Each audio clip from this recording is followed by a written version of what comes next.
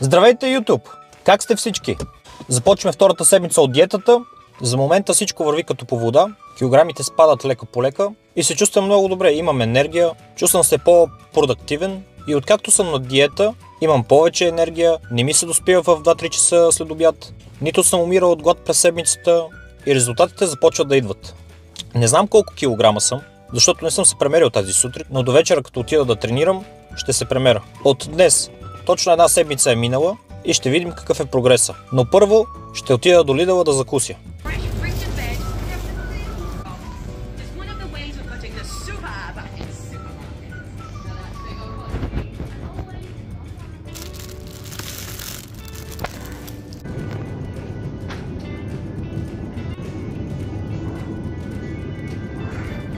Така, върнах се от Lidl и взех един кефир с банан и ябълка.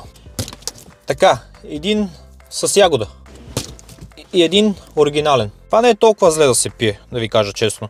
За 100 мл има 58 калории. Това е само 300 мл. В това няма нищо лошо. Аз ще изпия две и взех малко ябълки. Забележете, това са най-хубавите ябълки в Англия. Грани Смит. По-хубаво тези ябълки не можете да намерите. Така, кефира е нещо като кисело мляко, като айрян. Във всеки кефир има съставката Lactobacillus bulgaricus. В полския кефир, който аз много често купувам, и в много други продукти. Кефира е много добър за стомаха ви, след като го изпиете няма да се чувствате подут и като вземем всичко в предвид е супер. В този кефир има 20 грама протеин, в който аз ще изпия две такива. Може би ягодата и банана с ябълки. Имам и оригинален, който оригиналния само кефир. Като изпия две, не съм гладен, ще огладнея след 4 часа. За мен лично или ще закусам това, или ще ям протеинов пудинг. Просто ми хареса за закуска, не ме натоварва, не губа време да готвя. Просто идвам в Lidl, купувам го и продължавам да работя. Така, да го отворим. Ами супер си. Този вкус ми напомня, преди в България имаше едни айряни, Данон. Те и сега може да ги има. Просто аз като съм се прибирал не съм ги видял. Но ми напомня на Данон. Ако се питате какъв вкус има.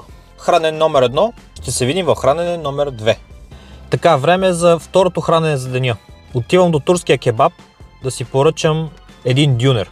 В него ще има пилешки гърди, ще има зелена салата, домати, краставици и лук. И ще сложа малко кетчуп. Тук няма нищо вредно.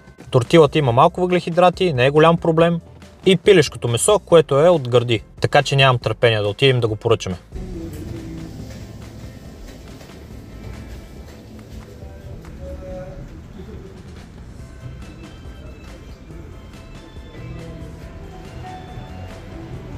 Така, нека видим какво съм купил. Взех си една диетична кола. Не съм я взел, защото беше без пари. Аз като съм шофьор и ми я дават без пари, а пък и от ресторанта са готини, така че... Ето го и пилешкия дюнер, така че това ще е за хранене номер 2. Пилешкия дюнер с диетична кола. Нямам търпение.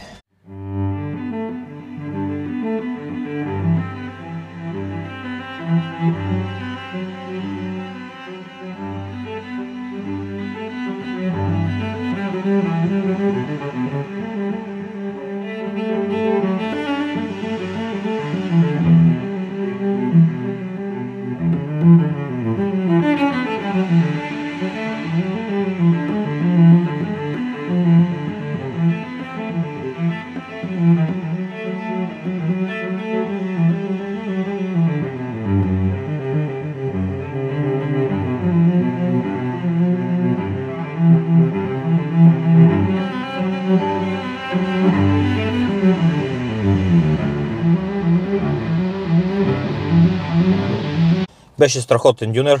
В момента съм пълен, довършвам колата и следващото нещо, което ще направим е да отидем в залата. Така че ще ви видя там.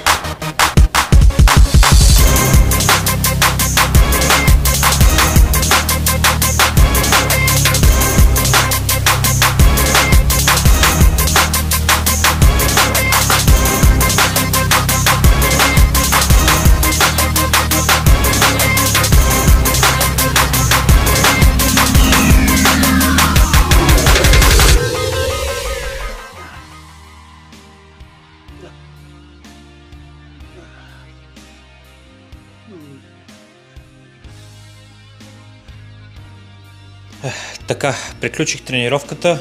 Да видим формата.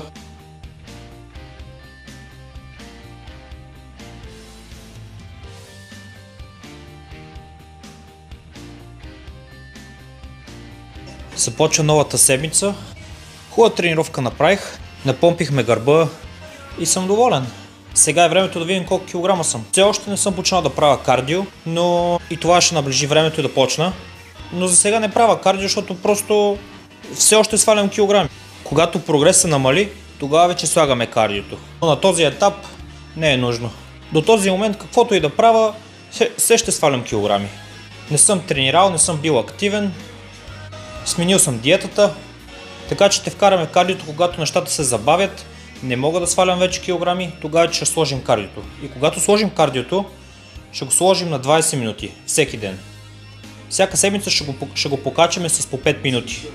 Тоест първата седмица 20, втората седмица 25, третата седмица 30 и така. Но сега това не е нужно. Я да видим колко килограма съм. Еха, това е доста изненадващо.